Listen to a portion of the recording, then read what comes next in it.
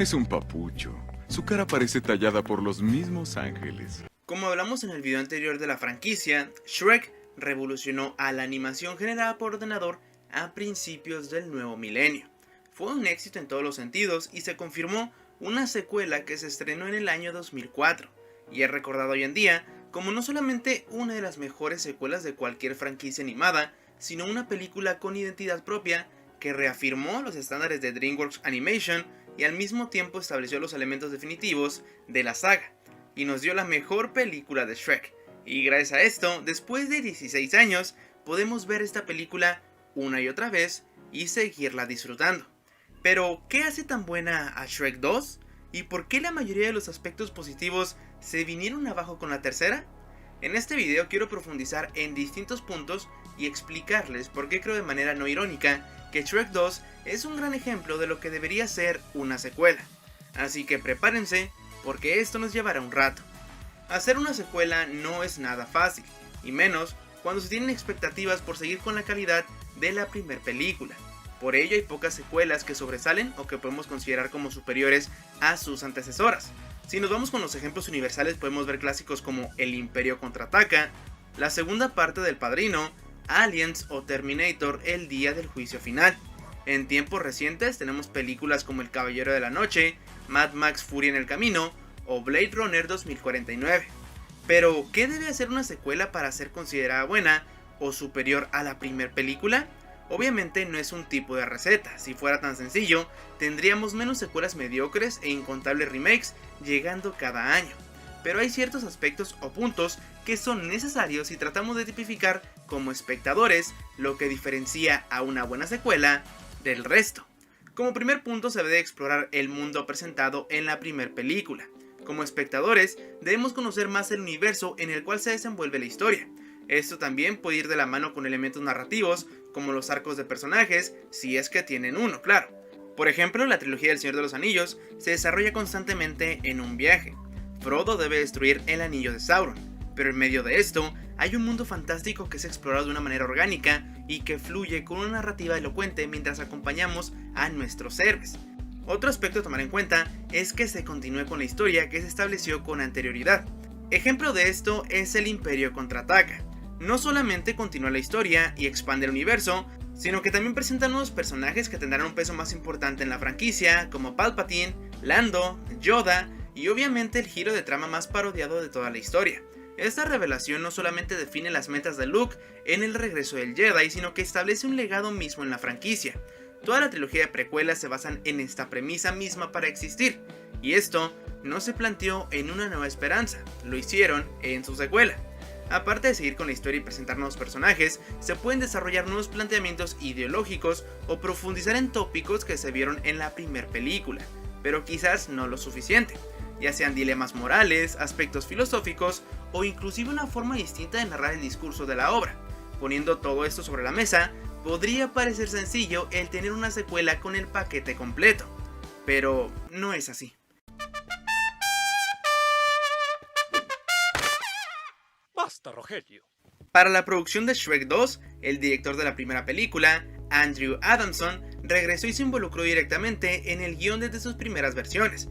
Además de Adamson, en el guión trabajaron otros 3 escritores. Asimismo, la película es dirigida por 3 personas: Adamson, Kelly Asbury y Conrad Vernon, quienes además de la franquicia Shrek, también se involucraron en otros proyectos de DreamWorks, pero eso lo veremos más a fondo en otro video. Algo que demostró esta película es la calidad de las secuelas del estudio. Recuerdo que en el video de Atlantis hablábamos de las secuelas de Disney y cómo la mayoría no llegan ni siquiera a los estándares de sus antecesoras. En cambio, en DreamWorks hay muy buenos ejemplos. No solamente Shrek 2, en otras franquicias como Kung Fu Panda y Cómo entrenar a tu dragón, se usan todos los elementos que expliqué con anterioridad para optimizar el relato. Por ejemplo, la trilogía de Kung Fu Panda es todo un arco de personaje completo que tiene toda una mitología que hace a cada película funcionar por sí misma y tratar diversas etapas de la evolución de su protagonista. Pero sé lo que están pensando, este video es acerca de Shrek, así que regresemos con Shrek. No se preocupen, después tendremos tiempo de hablar del guerrero dragón. Tomemos en cuenta todo lo que vimos en la primera película, dónde están los personajes y cuál será su motivación, o el conflicto que impulsará la trama. Al final de la cinta original, Shrek y Fiona se casan y viven felices para siempre, o al menos el tiempo que tardó en quitar la primera película e inmediatamente poner la secuela. Eso nos deja en un punto interesante. Si la primera película era una sátira de los convencionalismos narrativos clásicos y al mismo tiempo una historia de aceptación, ¿qué se puede hacer en la secuela para que la franquicia conserve su esencia, pero que también funcione para explorar el mundo en el que viven estos personajes, presentar algunos nuevos y además profundizar en los temas ya presentados? Yo les diré cómo se hace, tomando elementos de la primera película que habían pasado inadvertidos y subvirtiendo expectativas. ¿Sabíamos que Fiona era una princesa? Efectivamente, pero no sabíamos del reino muy lejano, y de los favores que la hada madrina había hecho por los padres de Fiona, a cambio de que su hijo obtuviera el trono cuando éste fuera adulto. Porque déjenme decirles, antes de seguir, que la hada madrina es la mejor antagonista de toda la saga, no solamente porque sea la que se siente más amenazante y que tiene una relación de beneficencia política digna de un mafioso en una película de Scorsese, sino porque logra afectar a nuestros protagonistas explotando sus propias debilidades. Y eso es algo que ni siquiera Farquaad ni Rumpelstiltskin lograron cuando eran los villanos de turno. ¿Qué esperaban que mencionara Encantador? ¿En serio alguien toma en cuenta Encantador como un digno villano de la saga? Miren, solamente en la calidad de los antagonistas te das cuenta por qué Shrek 3 es considerada por muchos como la peor película de la franquicia, pero no entraremos en eso todavía. En el inicio de Shrek 2 podemos notar algo similar a la primera película. Si recordamos las palabras de Quentin Tarantino, podemos definir este tipo de introducción como la presentación del tono que tendrá la película. Cada vez que escucho el primer Somebody de All Star, es obvio que recuerdo esa secuencia de un ogro solitario que vive el día a día en su pantano, pero con la secuela y Accidentally in Love, el tono de esta cinta se siente bastante diferente por obvias razones. El mismo título de la canción nos está señalando el estatus de los personajes. Shrek era un ser solitario que prefería no abrirse a los demás por miedo a ser lastimado, pero encontró a alguien que le demostró que podía ser el mismo sin miedo al rechazo. Ambos se ven más que felices en su luna de miel, en la cual tenemos muy buenas referencias de la cultura popular, una animación que ha envejecido bastante bien y básicamente mis expectativas si algún día llego a casarme. Pero lo más importante aquí es que antes de toda esta secuencia se nos presenta a Encantador, el héroe ideal, el caballero apuesto que suponía debía salvar a Fiona. Pero bueno, encontró un lobo leyendo lo que supongo son revistas con contenido poco monetizable. Tenemos el regreso de los recién casados al pantano y nos encontramos con Burro y se introduce el evento que presentará un primer obstáculo para nuestros personajes, el conocer a los padres de la princesa con la que te acabas de casar por parte de Shrek, pero también para Fiona, quien deberá enfrentarse con el estigma de la alta sociedad y las expectativas de sus propios padres. Y hago una pequeña pausa aquí para decirles por qué considero que Shrek 2 pasa de solo ser una sátira a realmente tocar temas que son un poco más complejos como el matrimonio y sus conflictos y la idealización de la familia. Solo imaginan por un momento que al final de La Bella y la Bestia tuviéramos que presenciar la vida de casados de los personajes principales. Intenten hacerlo ahora con las más bellas fantasías románticas que existen. ¿Qué ocurre después del Felices para siempre? Shrek 2 es de las únicas películas que ejemplifica esto y lo llega a hacer de una forma acertada, incómoda e histérica, lo que también refleja la propia incomodidad de los personajes al estar en una situación que puede sacar lo peor de ellos mismos. No estoy diciendo que Shrek 2 sea tan realista como historia de un matrimonio, pero sí tiene una base muy sólida de la que emergen los conflictos más grandes que no solo afectan a Shrek y a Fiona, sino también a los demás personajes. Mientras se nos presenta el reino de muy lejano, la cinta aprovecha para establecer una faceta totalmente distinta a la que conocíamos anteriormente del mundo en el que se desarrollaron los eventos de la primera película. Tenemos más locaciones y más personajes. Los padres de Fiona, el hada madrina, Encantador, el gato con botas, todos ellos terminan teniendo un impacto en la franquicia y hasta el felino con arena para gato tiene su propia película, pero vayamos punto por punto. Siguiendo con la historia, Shrek, Fiona y Burro viajan al reino de muy lejano, donde pasa exactamente lo que Shrek se temía. Son rechazados por los padres de Fiona, porque obviamente ellos no esperaban que su hija llegara de la mano de un monstruo, lo que tiene bastante sentido y conecta con un tema ya visto en la entrega anterior, el estigma social sobre Shrek por quien es. Encontró a Fiona y se enamoró. Ella no lo juzgó por quien era, sino que se dio el tiempo de conocerlo realmente, explorando cada una de sus capas, tal cual una cebolla. Pero él sabe en el fondo que no todas las personas serán como su esposa. No todos tendrán el mismo afecto, paciencia y cariño que ella le muestra día con día. Y aquí es cuando llega la primera confrontación en la escena donde tanto Shrek como su suegro discuten dejando en claro que ninguno de los dos está dispuesto a ceder. La actitud de ambos es nefasta y esto solo provoca que Shrek termine lastimando a Fiona. porque si bien la actitud de los padres de Fiona es bastante errónea por no aceptar que su hija es libre de tomar sus propias decisiones, también lo es la de Shrek, quien está en constante negación y solo piensa en sí mismo. Desde el inicio de la película, el personaje estaba predispuesto a estar en desacuerdo con los padres de Fiona. Su actitud respecto a visitar a sus suegros tiene ciertas connotaciones negativas, y es en esta simple frase donde como audiencia somos capaces de notar no solamente lo ingenioso del guión de la cinta, sino también un punto de comparación con la primera película. Yo sí cambié por ti, Shrek. Piensa en eso. Fiona cambió porque conoció a su verdadero amor. ¿Qué le impide a Shrek hacer lo mismo? Esta frase es la que define los acontecimientos que ocurrirán a lo largo de toda la cinta. Shrek intentará cambiar, hará todo lo que esté a su disposición para demostrar a su esposa que la ama y que cambiaría por ella, aprendiendo al final que no solo importa cambiar el aspecto físico, sino que el cambio comience de una manera más íntima, dentro de nosotros mismos. Esta es una subversión con el contenido de la primera parte, una que está directamente conectada con la antagonista de esta historia. Mientras Shrek se luce como el esposo del año, Fiona se pone al día con el hada madrina, quien se muestra sorprendida al ver que su hijo no es el esposo de la princesa. Ella se muestra magnífica, pulcra, con cientos de trucos que parecen ser la clave para la felicidad. Pero la verdad no podría estar más lejos de eso. El hada madrina solo apoya la idealización de un tipo específico de felicidad, una superficial, materialista, que solo se preocupa por dar cierta imagen o estatus. Por ello se queda en shock cuando Fiona le dice que no necesita de esas cosas para ser feliz, porque ella ha encontrado a su verdadero amor y se acepta por quien es. Pero los planes de esta Meryl Streep animada están lejos de terminar allí. Aquí es cuando conocemos sus verdaderas intenciones. Ella anteriormente le dio la pócima de felices para siempre al rey Harold, quien más tarde nos enteramos que era el rey sapo y que la cinta antecede de una forma bastante inteligente. Así que, al saber que Fiona es esposa de Shrek, hostiga a Harold para que encuentre una solución en una secuencia que nos muestra una faceta de ella que es amenazante. En contraste a el hada bondadosa que hace 5 minutos estaba con Fiona en un número musical digno de una cinta de Disney. Consecuentemente, el rey debe ensuciarse las manos para mantener las cosas en orden, o de acuerdo al plan, por lo que va a un bar de mala muerte llamado La Manzana Envenenada, donde se encuentra lo peor de lo peor, la escoria más ruin y despreciable de un reino lleno de magia y vanidad. Todo esto con la intención de deshacerse de Shrek. Así que si sientes por un momento que los padres de tu pareja no te aprecian lo suficiente, recuerda que el rey Harold contrató a un asesino para matar a su yerno después de hacerle creer que le daría su bendición. Mientras tanto, lo que pasa con Shrek es bastante interesante, ya que después de discutir con su esposa, se encuentra en una situación donde no encaja. Este no es su lugar, y esta escena lo deja en claro de manera sutil. Ni siquiera cabe en la cama, no puede conciliar el sueño, y a donde voltea en esta habitación, solo puede ver las expectativas de Fiona con quien sería el esposo de sus sueños, su príncipe azul. En pocas palabras, el personaje se siente insuficiente.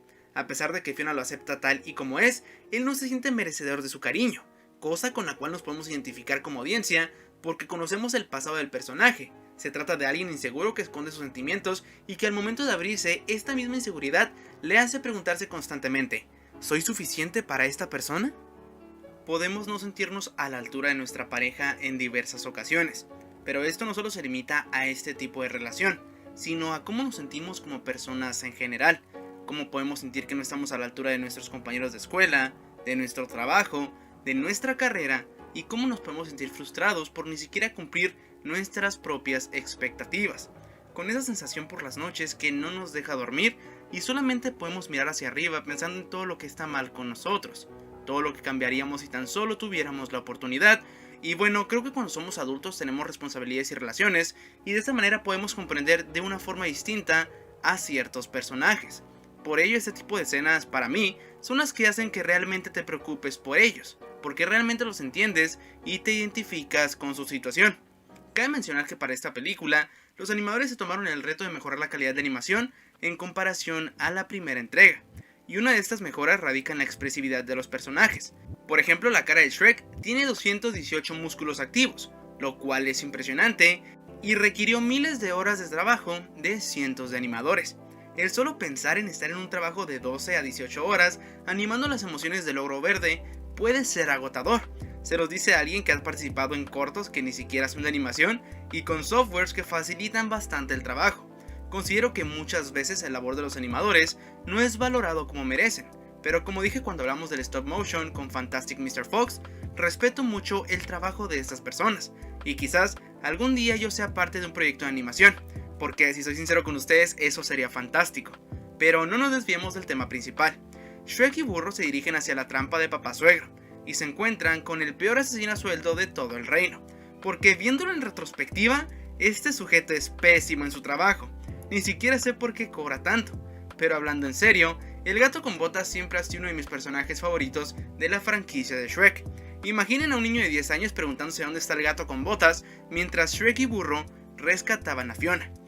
Bueno, ese niño de 10 años sería yo, y después de ver las películas del zorro con Antonio Banderas, sabía muy bien con qué clase de felino nuestros héroes tendrían que lidiar. Algo que siempre disfruté del encuentro de Shrek con el gato es esta referencia de Alien, el octavo pasajero, y como dato curioso, este personaje originalmente se concibió como un caballero británico, pero los escritores sentían que sería bastante parecido a Lord Farquaad, y optaron por la versión del personaje que todos conocemos. Después de un vergonzoso evento, el gato pide misericordia y le revela a Shrek el trato que hizo con el padre de Fiona para deshacerse de él. Y de nuevo, el protagonista dice lo siguiente: yo cambiaría cualquier cosa por ella. Por ende terminan en la fábrica de la hada madrina, roban la poción y terminan en un granero mientras se desata una tormenta. A todo esto, Fiona se pregunta dónde está su esposo y su padre sugestivamente hace comentarios intentando persuadirla para que descarte la idea de seguir con él, porque pues lo envió a dormir con los peces. Gran lección moral por parte de Papá Suegro. Después del desastre de la fábrica de la hada madrina, Shrek, Burro y el gato despiertan para darse cuenta que han cambiado. Se han convertido en versiones perfectas de ellos mismos. Burro es un corcel blanco y Shrek es simplemente hermoso, en todo el sentido de la palabra. Pero aquí hay un detalle que es sumamente importante y resuena con lo que aprendimos del personaje en la primera película. Al cambiar, las personas se quedan maravilladas con su aspecto, lo saludan, le muestran aprecio y aceptación, y obviamente el personaje se siente motivado. Finalmente cree que merece el amor de Fiona, pero el hada madrina le recalca que ella es una princesa y él un ogro, que aunque cambie por fuera, por dentro sigue siendo el mismo ser despreciable que no está a la altura de una princesa. Todo esto mientras Shrek mira cómo Encantador se hace pasar por él, y finalmente cede a creer las mentiras de la villana. Pero aquí hay un detalle sumamente importante. Fiona realmente amaba a Shrek, se lo demostró más de una vez. Entonces, ¿por qué el personaje no acepta que ella lo ama tal y como es? La respuesta es porque esta película no trata solamente del amor de ellos, sino de Shrek aprendiendo a valorarse y a encontrar el amor propio. Si bien en la primera película tenemos una historia de amor que va más allá de las apariencias, en la segunda se profundiza en este tema. Fiona cambió por Shrek, él intenta hacer lo mismo por ella, transformándose en un ser humano, pero al final, cuando demuestra todo lo que hizo y cómo luchó por el amor de esa persona especial, ella le demuestra de la misma manera que él lo hizo en la primera película, que no importa su apariencia, sino sus acciones, y cómo a pesar de ser un ogro, este personaje también tiene sentimientos y bondad, y más importante que ello, humanidad, porque este Shrek que pasa por metamorfosis mágicas para probar su amor, está muy lejos de este personaje que conocimos bañándose con lodo con All Star de fondo. Ha evolucionado, ha demostrado tener un crecimiento como personaje, y por ello Encantador es la perfecta antítesis de todo lo que representa Shrek en esta película. Él es un caballero con una imagen pulcra y perfecta tal cual su madre, pero es un ególatra, narcisista y un niño mimado. Realmente no ama a Fiona, solo le interesa acaparar las pantallas, y que todo el mundo la admire por lo que representa. Es un personaje vacío, una perfecta sátira de los príncipes de Disney que solo llegan a rescatar a la princesa y jamás se equivocan. Pero Shrek demostró que en ocasiones una princesa puede ser la que nos rescate a nosotros. La película cuenta con un soundtrack fenomenal, cada canción brilla por su propio mérito, desde Accidentally in Love hasta el clímax con Yo quiero un héroe, y me atrevo a decir que esta es una de las principales razones por la cual recordamos también a la película. Las canciones forman una parte importante de la narrativa de la historia, desde un montaje romántico de la luna de miel hasta el protagonista con inseguridades preguntándose qué podría hacer para ser suficiente. Pocas películas saben usar la música tan bien y hacerla funcionar junto a lo que vemos en pantalla. Y no porque la película logre una sincronización al estilo de Baby Driver, donde lo que está pasando se puede mezclar con el sonido ambiental y musical, sino porque se siente bastante orgánico. lo que me lleva a poner el mejor ejemplo de cómo usar la música para optimizar una escena. Ya saben a qué me refiero, toda la secuencia de Yo quiero un héroe es fenomenal. No solamente porque nuestro protagonista está en una encrucijada y Fiona está con Encantador, sino porque hay un perfecto balance en la secuencia que nos deja al filo del asiento, a pesar de que hayamos visto la cinta cientos de veces. Un detalle irónico es que la hada madrina empieza a cantar esto refiriéndose a Encantador, intentando describirlo y persuadir a Fiona para que lo bese y se enamore de él, pero lo que termina haciendo es describiendo a Shrek, quien es el héroe de esta historia, quien está combatiendo los más grandes desafíos que se le pongan encima para demostrar su amor por su esposa. ¿Y podemos tomar un momento para admirar la capacidad de los caballeros en contra de las amenazas? Es decir, es obvio que queremos que ganen nuestros héroes, pero estos tipos son más que capaces para este trabajo. Es como si los Stormtroopers en Star Wars le pudieran atinar a cualquier cosa. Otra de mis secuencias favoritas de la película es la parodia de Cops, el programa de televisión.